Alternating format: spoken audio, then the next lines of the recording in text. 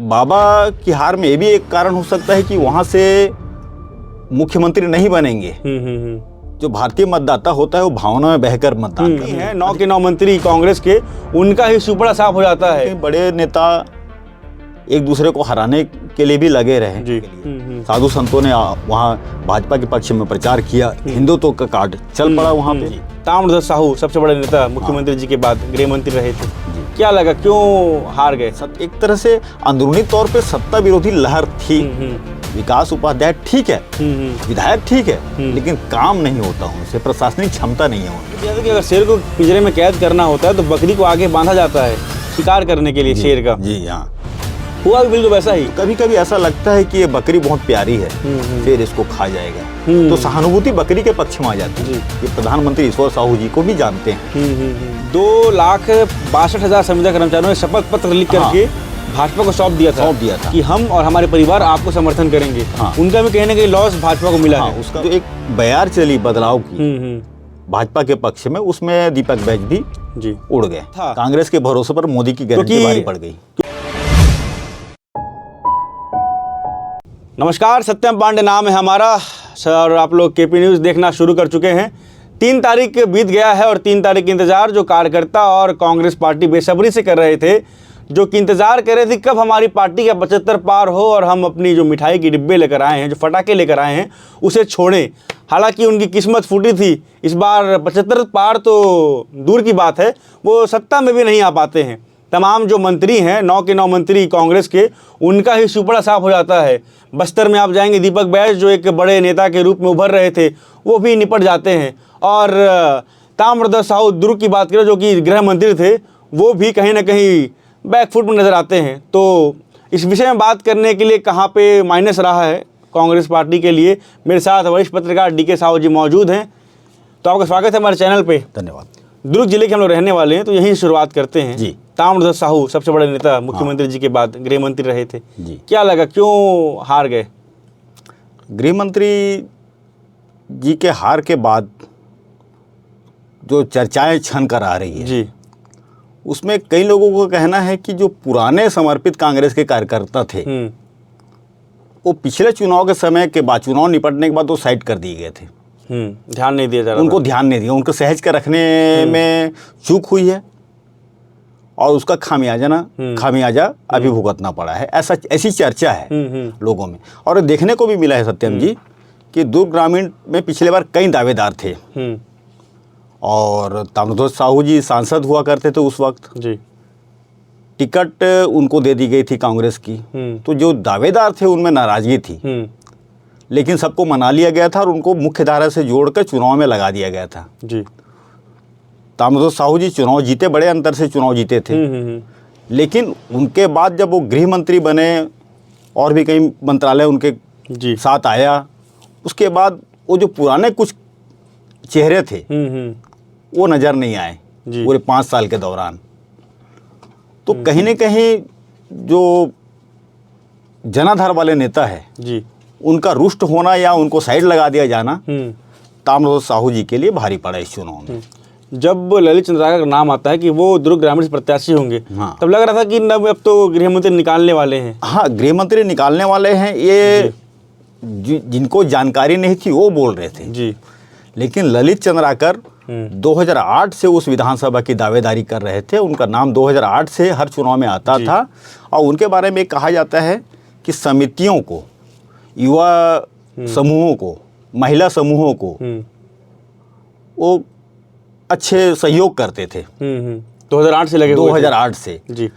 इनके चलते पूरे दुर्ग ग्रामीण में उनका नाम चला हुआ था। भले वो निर्वाचित जनप्रतिनिधि नहीं थे जी, लेकिन एक जनप्रतिनिधि के रूप में वो काम कर रहे थे। उनका फायदा अभी अचानक उनके प्रत्याशी बनने से कांग्रेस के लोगों को भले लगा होगा कि ये कमजोर प्रत्याशी होंगे, लेकिन मतदाताओं पर उनकी पैठ पहले से थी, काम कर रहे थे।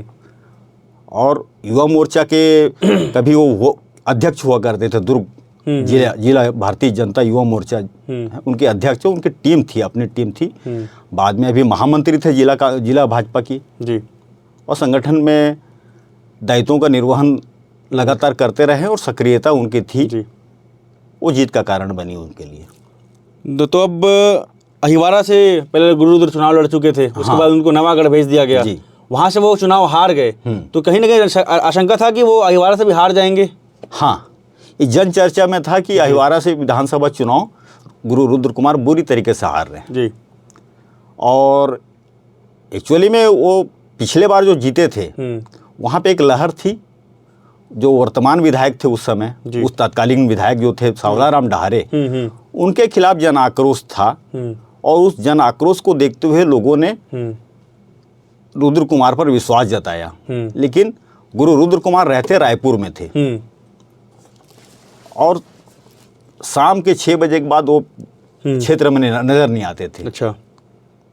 और कहीं विकास की जो जन भावना थी, कुछ कुछ काम जैसे भिलाई चरौदा नगर निगम जी, जल आवर्धन योजना, जो इनके सरकार बनते ही उन्होंने दौरा किया था पीएचई मंत्री के नाते, और बोला गया था इनके द्वारा कि 1 महीने के अंदर इस गर्मी से पहले जल खारून के नदी से जल आवर्धन योजना को साकार कर लिया जाएगा और घर घर पानी मिलने लगेगा। वो आज तक पूरा नहीं हो पाया है। भिलाई चरौदा में इस बात को लेकर नाराजगी थी और भिलाई चरौदा 1 लाख की आबादी वाला क्षेत्र है और अहिवारा विधानसभा में निर्णायक भूमिका निभाता है जी। तो संभवतः उनको एहसास हो गया था, इसलिए उन्होंने नवागढ़ को अपने लिए सुरक्षित माना, नवागढ़ गए। लेकिन नवागढ़ में अगर उनकी हार हुई है तो वहाँ पे जिस सीट नवागढ़ चुनाव लड़ने गया तो वहाँ ऑलरेडी विधायक कांग्रेस का था गुरुदयाल बंजारे, जो कांग्रेस के विधायक थे। उनके खिलाफ कोई आक्रोश नहीं था, कोई वो नहीं था, कोई बोला जाए ठीक काम कर रहे थे, फिर भी टिकट काट दिया, फिर भी टिकट काट दिया। तो कहीं ना कहीं से उनके जो समर्थक और उनके मतदाता नाराज हुए होंगे और दयालदास बघेल पूर्व में पराजित हो गए थे वहां से और गुरुदयाल बंजारे ने उनको हराया था। लेकिन 5 सालों के दौरान उनके पास समय था, वो मतदाताओं के बीच सक्रिय थे। दयालदास बघेल पूर्व में मंत्री रहे हैं और जनता ने उनको इस बार विधानसभा भेज दिया चुनकर। सबसे हॉट सीट की बात करते हैं अब सारला का। ईश्वर साहू प्रत्याशी बने तो लोग कह रहे थे कि शेर के आगे बकरी को बांध दिया गया है। हाँ, तो उसने उन्होंने जवाब भी दिया था कि अगर शेर को पिंजरे में कैद करना होता है तो बकरी को आगे बांधा जाता है शिकार करने के लिए शेर का। जी हाँ, हुआ भी बिल्कुल वैसा ही। लेकिन लोग कह रहे थे कि रविंद्र चौबे को कहीं ना कहीं ईश्वर साहू टक्कर नहीं दे पाएंगे, वोट ले आएंगे लेकिन उस प्रकार से परफॉर्म नहीं कर पाएंगे। हाँ, ये चर्चा जरूर थी जी। लेकिन सत्यम जी, जो भारतीय मतदाता होता है वो भावना में बहकर मतदान करता है। अधिकतर मामलों में भावना, चुनाव में भावना बहुत बड़ी अहमियत रखती है भावना की, और भावना एक बह जाती है। तो साजा में भी वही हुआ। एक तरफ कद्दावर मंत्री थे, दूसरे तरफ आम नागरिक जी, जो एक किसान वो गरीब किसान जी। किसानों में भी बहुत संपन्न किसान होते हैं लेकिन वो गरीब किसान था। और उनके साथ जो बीरनपुर में घटना हुई थी जी, उस घटना को एक संप्रदाय विशेष से जोड़कर भाजपा ने माहौल बनाया और टिकट दिया। अमित शाह और नरेंद्र मोदी जी जैसे प्रधानमंत्री होने के बाद भी यहाँ पे दुर्ग में उन्होंने बीरनपुर की घटना का उल्लेख किया अपने भाषण में जी। और ईश्वर साहू का नाम लेकर उन्होंने एक जन समर्थन मांगा और वो भी असर किया कि प्रधानमंत्री ईश्वर साहू जी को भी जानते हैं। और जो भावना मतलब मोदी का फैक्टर काम किया यहाँ पर। हाँ, मोदी का फैक्टर, और साथ में एक भावना उनके साथ जुड़ती गई जी, मतदाताओं की भावना की। कभी कभी ऐसा होता है ना, शेर के आगे बकरी बोले आप, तो कभी कभी ऐसा लगता है कि ये बकरी बहुत प्यारी है, शेर इसको खा जाएगा, तो सहानुभूति बकरी के पक्ष में आ जाती है। तो वही हुआ ईश्वर साहू के साथ। वो प्यारी सी बकरी है जिसको शेर दबोच लेगा, तो दबोचने नहीं देना है, मतदाताओं ने ठाना और उनको जिता दिया। लेकिन लग नहीं रहा था कि ईश्वर साहू वहां से निकालेंगे। हाँ, क्योंकि वहाँ पे हम उनसे बात करने गए थे, मिलने गए थे, तो वो बोलने में उतने वो नहीं थे, वो थोड़े से लगते थे हम बोल नहीं पाएंगे, राजनीति में नहीं आ पाएंगे, कोई बैकग्राउंड नहीं था उनका, कोई बैकग्राउंड नहीं था, कोई वक्ता नहीं थे। यहाँ बड़े बड़े नेता भाषण देने में चूक जाते हैं, उनके पे ऐसा कोई शैली नहीं था। लेकिन मतदाताओं की भावना उनके साथ जुड़ गई। मतलब भाजपा यहाँ पे अच्छा खेली, अच्छा खेली जी, और अच्छे अंतर से जीते जी। 5000 से ज्यादा की जीत लीड हुई है ईश्वर साहू की, जिनका साझा उनका गढ़ था। एक बार रविंद्र चौबे जी लाभचंद बाफना जी से हारे थे और उससे पहले उस परिवार में उनकी माता जी विधायक रही है चौबे जी की। एक बार जनता लहर में प्रदीप चौबे जी उनके बड़े भाई वो उस क्षेत्र का प्रतिनिधित्व किए और अरविंद चौबे लंबे समय से कर रहे थे, मंत्री रहे, मध्य प्रदेश के ज़माने से मंत्री रहते आ रहे हो जी। और उनको हराना ईश्वर साहू की और भाजपा के लिए बहुत बड़ी उपलब्धि है जी। राजनीति में वैसे बहुत कम ऐसे इत्तेफाक होते हैं कि किसी के साथ कोई दंगा हो गया, राजनीतिक सांप्रदायिक कोई दंगा हुआ और उसी के बेटा जो खत्म हो गया उसके पिता को टिकट दे दिया जाए और वो विधायक बन करके और इतने भारी बहुमत से इतने बड़े मंत्री को जीत कर भी आ जाए। ये इतिहास के पन्नों में दर्ज हो गया जी, दर्ज होगा, ये हो गया है जी। अब इतिहास बन गया, क्योंकि हम आगे चल के ये आज से 20-25 साल बाद साझा को उदाहरण दिया जाएगा। ऐसा मामला हुआ था। हम लोग जो पत्रकार नए लोग हैं, लोग सीख रहे हैं, हम लोगों को बताएंगे कि दंगा हुआ था, उसके बाद जिसका बेटा खत्म हुआ उसके पिता को टिकट दे दिया गया और वो विधायक बनकर आया। मुझे नहीं लगता कि वो नामांकन की राशि जमा करने की भी क्षमता थी उनकी। ठीक बोल रहे हैं जी। तो चुनाव खर्च कोई संपन्न परिवार थे भी नहीं, कोई संपन्न परिवार जा करके बोले आप 1000 लीजिए और मुझे वोट करिएगा, ऐसा कोई था नहीं उनका बैकग्राउंड। जन भावना उनके साथ जुड़ती गई और वो जीत का कारण बनी। तो क्या लगता है वो विधायक बन गए हैं तो उस प्रकार से काम कर पाएंगे? भाजपा सरकार बन गई है जी, और मुझे लगता है सरकार का सहयोग उन्हें मिलेगा। अगर ईश्वर साहू जी चुनाव जीतते और प्रदेश में कांग्रेस की सरकार बनती, ऐसी ही बातें चल रही थी कि ये भले वो विधायक बन गए हैं, चलाएगा कोई और, ऐसा हो भी सकता है जी। इसे नकारा नहीं जा सकता। लेकिन मुझे लगता है जिस तरीके से मोदी जी और अमित शाह जी पर्सनल उनके साथ जुड़े हुए हैं तो उनको सम्मान मिलेगा और राज्य में भाजपा की सरकार बनती जो दिख रही है और बन रही है सरकार, तो सरकार होने का लाभ उनको मिलेगा और साझा क्षेत्र में विकास कराया जा सकता है, उनके माध्यम से होगा जी। तो एक और मंत्री हैं टी.एस. सिंहदेव जो कि मुख्यमंत्री बनने का चाह रखते थे। हाँ, फिर रिकाउंटिंग भी करवाते हैं, रिकाउंटिंग में और कम उनका वोट हो जाता है, 94 वोट मिलते हैं उनको। फिर क्या लग रहा है वो क्यों हार गए अपने क्षेत्र से? वहाँ आपस में कांग्रेस में अंदरूनी खींचतान बहुत ज़बरदस्त थी साझा बोरम आप कीजिए सरगुजा बेल्ट में। और जैसे कि टीएस बाबा बहुत बड़े नेता जी, लेकिन बृहस्पति सिंह विधायक हुआ करते थे उस क्षेत्र के जी, कट्टर विरोधी हैं टीएस सिंहदेव के, कट्टर विरोधी थे। और जैसा खबर मिली है कि इस बार टिकट काट दी गई जी बृहस्पति सिंह की और बाबा ने कटवाया था, बात चल रही थी, ऐसी चर्चा हो गई कि स्वाभाविक रूप से माना जाएगा क्योंकि बाबा उनके प्रतिद्वंदी मतलब उनसे प्रतिद्वंदिता थी, जो बयान दिया करते थे वो अक्सर। तो बृहस्पति सिंह वहां बैठ गए थे भाजपा के पक्ष में, क्योंकि टिकट तो दिया नहीं गया, वो बैठ गए थे जी। और वो पूरा माहौल बनाने लगे बाबा के खिलाफ। एक कारण ये भी हो सकता है, या फिर बाबा की हार में ये भी एक कारण हो सकता है कि वहां से मुख्यमंत्री नहीं बनेंगे।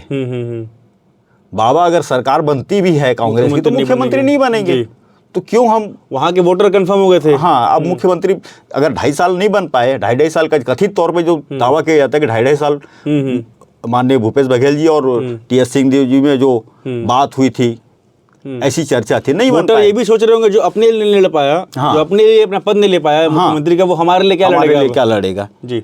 ये कारण भी हो सकता है। और जो उम्मीद नहीं थी वहां पे कि राजेश अग्रवाल उनको इस कदर टक्कर दे देंगे। यही बात चल रही है। जब एक वीडियो वायरल हो रहा था कि राजेश अग्रवाल टी.एस. सिंहदेव को देखते हैं और उनके पैर छू लेते हैं, तो जैसे टी.एस. सिंहदेव ने उनके सर पर हाथ रख दिया था, तो हाथ रखा, उसके बाद जो पूरा पावर है उनके ऊपर चला गया, ऐसी बात चल रही है वहां पर। मगर टी.एस. सिंहदेव जो विधानसभा वोटर होता है वो मुख्यमंत्री चुन रहा था उस वक्त कि हाँ हम इनको वोट करेंगे, 18 की बात कर रहा हूँ मैं, कि हम इनको वोट देंगे तो मुख्यमंत्री बन जाएंगे। और वही चीज़ पाटन में हुआ था, वही चीज़ दुर्ग ग्रामीण से भी हुआ था कि हाँ ताम्रध्वज साहू मुख्यमंत्री बनेंगे जी। इस बार वो नहीं था, इस बार नहीं था वो जी। और कांग्रेस में ये भी चर्चा छन की आ रही कि एक दूसरे को निपटाने की राजनीति हावी रही जी इस चुनाव में। जो भी बड़े दिग्गज नेता थे उनको हरा दो ताकि हमारा वर्चस्व रहेगा। सरकार तो बन रही, सबको भरोसा था, 75 पार का नारा था इनका, 75 पार नहीं होगा तो भी सरकार बना लेंगे। टीएस सिंहदेव इनकार करते थे इससे, मुझे नहीं लगता कि 75 पार होंगे, हम 50 की इस पार रहेंगे, ऐसा वो कहा करते थे, सरकार बनेगा।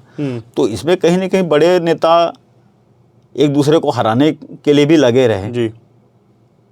और उस चक्कर में 9 मंत्रियों की हार हुई कहीं, ये माना जा सकता है जी। मोहन मरकाम की बात करते हैं, अंत में मंत्री बने थे, हालांकि मंत्री थे नहीं जी, वो 3-4 महीना कुछ मिला हाँ, उनको, प्रदेश उसमें कांग्रेस भी- कमेटी के अध्यक्ष से हटा के उनको मंत्रिमंडल में लिया गया था।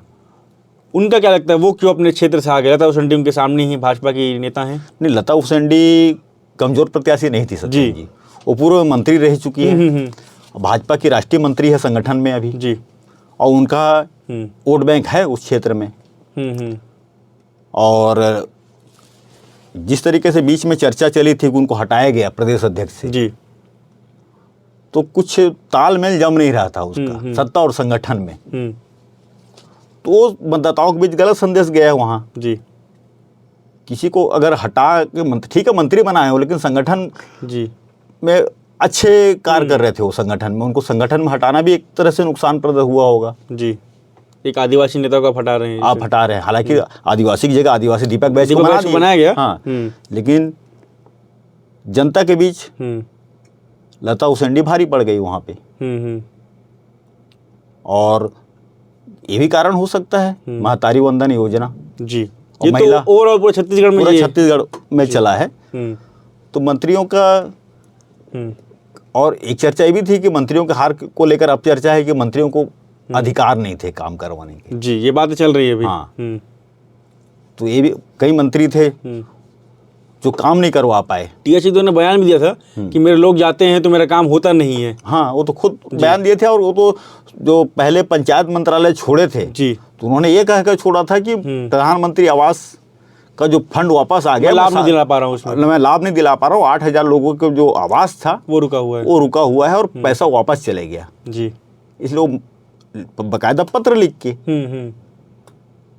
तो इससे एक संदेश गया कि मंत्रियों को तक पावर नहीं है कुछ अपने मंत्रालय से संबंधित काम करने का। दीपक बैज जो बढ़ते हुए आदिवासी नेता थे, लोकसभा जब लहर थी मोदी की उसमें जीत कर आए थे, और उसी चित्रकूट से वो जीत चुके थे एक बार। हाँ, मगर वापस दोबारा वहां से हार जाते हैं, क्या कारण है? बस्तर में पिछले बार जीते के 12 सीट जी, बाद में भीमा मंडावी के देहांत के बाद वो सीट गई थी कर्मा परिवार को। जी, तो पिछले बार भाजपा थी, लेकिन इस बार पहले से संकट भाजपा का पूरा जोर लग गया था वहाँ पे। पिछले बार कांग्रेस के लिए वहाँ से एक निर्णायक जीत निकली थी, शुरुआत बस्तर से हुई थी। तो इस बार बस्तर में भाजपा ने बहुत जोर दिया जी, और वो जीत कर भी आए हैं। वहाँ का नतीजा बहुत अच्छा रहा जी। तो उस जो एक बयार चली बदलाव की भाजपा के पक्ष में, उसमें दीपक बैज भी जी उड़ गए। मतलब पिछली बार ऐसा कहा जाता है कि अगर आपको सत्ता के शीर्ष पर पहुंचना छत्तीसगढ़ में, हाँ, तो उसका रास्ता बस्तर से होता हुआ निकलता है। हाँ, लेकिन इस बार वो ऐसा होता हुआ नजर नहीं आया। आप कोंडागांव देखेंगे, आप दंतेवाड़ा देखेंगे, जगदलपुर सीट देखेंगे, तो सारा जो है भाजपा के पक्ष में चला गया, पक्ष में गया है जी। और 2003 में भी जब भाजपा पहली बार जीती थी जी, तो भी बस्तर से अच्छी लीड मिली थी। और जब बस्तर लीड देती जिस पार्टी को, उसकी पार्टी सरकार बनती है, तो बस्तर वालों को शायद महसूस हो चुका था। केदार कश्यप ने कहा भी था कि इस बार हम बस्तर जीत कर आएंगे, वो जीत कर आए भी। हाँ, कवर्धा से मोहम्मद अकबर हार कराए, वहाँ पर सांप्रदायिक दंगा वहाँ पर हुआ था, वहाँ पर भाजपा ने अपना पैर जमा लिया। तो जहाँ जहाँ पर ऐसे दंगे हुए वहाँ पर भाजपा अपने पैर जमाती गई। और जो वहाँ उस समय जो नेतृत्व करता थे विरोध करने वाले, एक तरह से तो विजय शर्मा थे वहाँ पे। विजय शर्मा को टिकट दे दिया। आपको ध्यान होगा जब वो दंगा हुआ और विजय शर्मा जेल गए, तो लोगों को लगा कि आगामी भाजपा प्रत्याशी यही रहेंगे। हाँ, तो मतदाताओं के मन में भी वहाँ बैठ गया था ये बात कि विजय शर्मा प्रत्याशी होंगे। और वहाँ चला है, ये भी पता चला कि साधु संतों को आमंत्रित किया गया था वहाँ जी चुनाव प्रचार के लिए। साधु संतों ने वहाँ भाजपा के पक्ष में प्रचार किया, हिंदुत्व का कार्ड चल पड़ा वहाँ पे। और मोहम्मद अकबर का हार का कारण वही बना, जबकि पिछले बार सर्वाधिक मतों से वो जीत कर आए थे प्रदेश में। और जब नामांकन रैली निकली थी उनकी, तो बहुत भीड़ लेकर आए थे वो। हाँ, अब वो भीड़ कैसे आई थी वो तो अलग विषय है। हाँ, अलग विषय है। भीड़ लेकर आए थे वो बहुत। हाँ, लग रहा था कि हाँ, प्रदर्शन कर लिए थे। लग रहा था कि नहीं, उस भीड़ को देख के लोगों ने आकलन कर लिया था कि जीत जाएंगे। वही सेम भीड़ टी.एच. सिंहदेव लेकर आए थे। उन्होंने खुद वो वीडियो सोशल मीडिया में शेयर किया कि बड़ी लंबी कतार है, आप गिनने बैठेंगे तो सुबह से रात हो जाए, इतनी भीड़ थी, मगर उसके बावजूद वो हार जाते हैं। और एक कोरबा से आते हैं जयसिंह अग्रवाल, नामी गिरामी मंत्री हैं, और कहा जाता है कि कोरबा से जयसिंह अग्रवाल को कोई हरा नहीं सकता। उनका गढ़ कहा जाता था। वो भी वहाँ से हार कर आ जाते हैं। हाँ, उनके सामने जो प्रत्याशी से थे लखन लाल देवांगन जी। वो थे, वो भी दूसरे विधानसभा से टिकट मांग रहे थे। और पहले भी एक बार लड़ चुके उनके मन में डर था कि जयसिंह अग्रवाल सामने मैं टिक नहीं पाऊंगा। हाँ, टिक नहीं, वो ऑलरेडी दूसरे विधानसभा से तैयारी कर रहे थे, उनको टिकट दे दिया गया जी। जयसिंह अग्रवाल। हम्म। तब वहाँ का नतीजा एक आश्चर्यजनक है। जी। जयसिंह अग्रवाल जैसे शख्सियत को पराजित करना, लखन लाल देवांगन एक सामान्य नाम था, ठीक है, और दूसरे जगह से विधानसभा मांग रहे थे वो। तो एक तरह से अंदरूनी तौर पे सत्ता विरोधी लहर थी। मंत्रियों को इतनी बड़ी संख्या में 9 मंत्री को हार जाना, 3 मंत्री ही बचे बस। हाँ, एक तो स्वयं मुख्यमंत्री हैं। हाँ, स्वयं मुख्यमंत्री हैं, और अनिला भेड़िया जी जीती हैं, कवासी लखमा जी ले देकर जीते, लेकिन जीत गए हैं।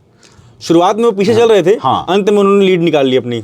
जब घोषणा पत्र बना भाजपा का, और जब नाम डिक्लेयर किए गए भाजपा के, तब बात चल रही थी कि भाजपा को टिकट बांटना नहीं आया। वही घिसे पीटे पुराने नेताओं को टिकट दिया जा रहा है। राजेश मूणत के बारे में कहा जा रहा था, ये कहाँ जीत पाएंगे, इनके सामने विकास उपाध्याय हैं। मगर राजेश मूणत इतने बड़े मैंडेट है, जीत कर आते हैं। तो राजेश मूणत के बारे में कहा जाता है, उनकी जुबान जी थोड़ी खराब, कड़वी जुबान। लेकिन विकास उपाध्याय के बारे में भी कहा जाता है कि उनकी जुबान बहुत मीठी है, लेकिन काम नहीं होता उनसे। जी। रायपुर वालों से मैंने चर्चा किया, तो उनकी कहता है विकास उपाध्याय ठीक है, विधायक ठीक है, लेकिन काम नहीं होता उनसे, प्रशासनिक क्षमता नहीं है उनमें। जी। जो चीज राजेश मूणत, मतलब वो काम करवा लेते हैं, काम करवा लेते हैं, खाली बात करते हैं, ये बात करते हैं, ऐसी बातें चल रही। हाँ, ऐसी बातें चल रही थी। जी। लेकिन उसके बावजूद ऐसा नहीं लग रहा था कि इतनी बड़ी अंतर से राजेश मूणत जीत जाएंगे। ठीक बोल रहे हैं। और वहाँ पे या तो भाजपा के पक्ष में लहर जी सिरे से खारिज कर दिए 4 विधानसभा में, रायपुर देख लीजिए, बिलासपुर देख लीजिए, आप सरगुजा देख लीजिए, वो पूरा बेल्ट साफ हो गया है उनका। हाँ, बस्तर में देख लीजिए, 1-2 सीट आप छोड़ दें तो वहां से पूरा जीत कर आए हैं। जीत के आए। ये महतारी वंदन योजना जी, उसी पे आते हैं जी। मोटा मोटी ओवरऑल हम देखें छत्तीसगढ़ में तो क्या क्या से मुद्दे रहे हैं जिससे भाजपा इतने बड़ा मैंडेट लेकर वापस से आ गई और कांग्रेस बैकफुट पे चले गई? सबसे बड़ा फैक्टर क्या लगता है आपको? सबसे बड़ा फैक्टर तो महिलाओं के लिए आकर्षित किया है महतारी वंदन योजना। इसमें कोई शंका नहीं है। महतारी महिलाओं को 2 योजना ने कैप्चर किया है, एक शराबबंदी जो इन्होंने नहीं किया, और दूसरा महतारी वंदन। हाँ, और उस शराबबंदी नहीं होना कांग्रेस के खिलाफ नाराजगी। अब महिलाओं ने 18 में बढ़ चढ़ कर वोट किया था इस मुद्दे को लेकर के, इस मुद्दे पर लेकर जी। तो धान खरीदी का जो मामला था जी, दोनों ने सम्मानजनक जी समर्थन मूल्य की घोषणा की जी, लेकिन भाजपा ने कहा कि हम एक मुश्त देंगे। लेकिन मैं किसानों के पास गया हुआ था बातचीत करने के लिए, मैंने उनसे पूछा भी था कि एक मुश्त चाहिए या फिर किस्त में चाहिए, तो कुछ किसान कहते हैं एक मुश्त नहीं चाहिए, किस्त में चाहिए, तो पैसा बचेगा। हाँ। लेकिन वोट जो है वो तब्दील उस प्रकार से नहीं हुआ कि एक मुश्त लोग चाहिए। और जो 25 दिसंबर को भाजपा ने अपने पिछली सरकार के समय जो 2 साल का बोनस नहीं दिया है धान खरीदी का, उन्होंने कहा कि अटल जी के जन्मदिन में 25 दिसंबर को बोनस दे देंगे जी। वो भी एक रुका हुआ पैसा किसानों को मिलेगा, तो भी एक कारण हो सकता है कि क्योंकि कांग्रेस गवर्नमेंट बोले थे कि हम भाजपा का बोनस देंगे जी, जो जिसको भाजपा नहीं दे सकी हम देंगे। किसी कारण से भले वो सेंट्रल को ही दोषी ठहराते हैं कि मोदी जी ने अनुमति नहीं दी बोनस देने। इतना जो बात चल रहा था कि भूपेश बघेल किसान हितैषी है, कांग्रेस सरकार किसान हितैषी है, मगर किसान का वो संवोट कांग्रेस को मिलता हुआ नजर नहीं आया। नहीं, मिला भी होगा किसानों का वोट, लेकिन भाजपा का भी जो घोषणा पत्र था वो भी कहीं कम नहीं था जी। तो किसानों को वोट विभाजन हुआ है। मैं कहता हूं कि अगर 60% वोट कांग्रेस ले गई होगी तो 40% किसानों का वोट भाजपा को मिला है जी। और लेकिन जो अन्य है शासकीय62 का वोट, शासकीय कर्मचारी कांग्रेस से नाराज थे, संविदा कर्मचारी खासकर जी। 2,62,000 संविदा कर्मचारियों ने शपथ पत्र लिख करके भाजपा को सौंप दिया था कि हम और हमारे परिवार आपको समर्थन करेंगे। उनका भी कहीं ना कहीं लॉस भाजपा को मिला है। उसका तो भाई भाजपा प्लस में रही जी। महिलाओं को वोट मिल गया उनको, किसानों का कुछ परसेंट, 40% भी किसान भाजपा की तरफ मुड़ गए, तो जो कांग्रेस 40 को नुकसान हुआ उनको। 60% में अटक गया तो 40% नुकसान हुआ।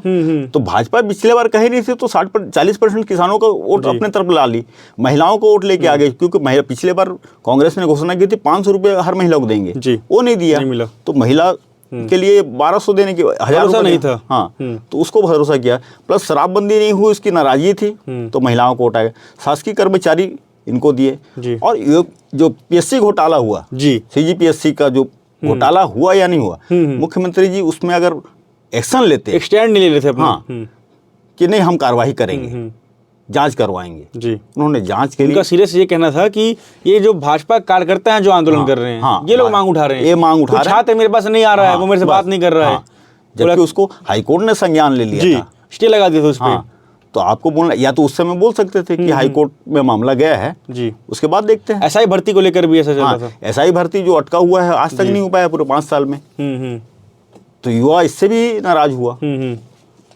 तो भाजपा को बहुत सारे प्लस मिले हैं जी। और कांग्रेस माइनस हुई, तो जीत का अंतर स्वाभाविक है। मिला। शराबबंदी का बात अंत में ना भाजपा ने कहा ना कांग्रेस ने भी कहा। हाँ। और कांग्रेस ने इसलिए भी नहीं कहा क्योंकि वो कहती भी तो भरोसा होता नहीं उनके ऊपर, नहीं होता। आपने तो पहले ही कहा था, आपने दोबारा किया नहीं, इसलिए उन्होंने शामिल नहीं किया अपने में। और 12,000 महतारी वंदन का देख लीजिए, या फिर गृह लक्ष्मी योजना का 15,000 देख लीजिए, 3,000 का डिफरेंस होगी, बहुत बड़ा डिफरेंस नहीं है, लेकिन जो मोदी की गारंटी है, हाँ, उस पर लोगों को भरोसा था। कांग्रेस के भरोसे पर मोदी की गारंटी भारी पड़ गई। क्योंकि अगर आप इसका देखें, बेरोजगारी भत्ते की बात देखें, हाँ, तो इन्होंने कहा था हम देंगे, हाँ, लेकिन 4.5 साल के बाद उसका नियम ले आया कि आपके पास इतना एकड़ जमीन नहीं होना चाहिए, आप 2 साल में पंजीकृत होना चाहिए। तो कहीं ना कहीं महिलाओं को लगा होगा, ये बोल तो रहे हैं, बाद में नियम ना ले आए कि महिलाओं के पास इतना एकड़ जमीन नहीं होना चाहिए, इनका पंजीयन होना चाहिए, दुनिया भर का ताम झाम ना कर दें। सही बात है। जिस प्रकार से मोदी जी ने किसानों की बात कहा था कि हम किसान को बोनस देंगे केंद्र में, तो वो आता है खाते में सीधा। हाँ। तो मोदी जी ने यहाँ भी कह दिया कि हम सीधा आपके खाते में 1,000 रुपये डालेंगे, तो वो महिलाओं को भरोसा था।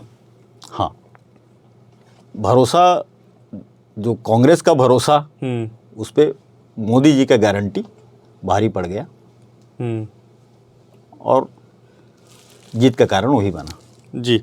राहुल गांधी जी ने एक ट्वीट भी किया था मोदी की गारंटी के ऊपर, जो कि अभी बहुत वायरल चल रहा है, क्योंकि भाजपा जीत गई है तो जाहिर है ये वायरल होना भी है। तो राहुल गांधी ने एक ट्वीट भी किया था कि झूठ फैलाने की मिट गई चुल, घुस गई गारंटी, झड़ गया फूल।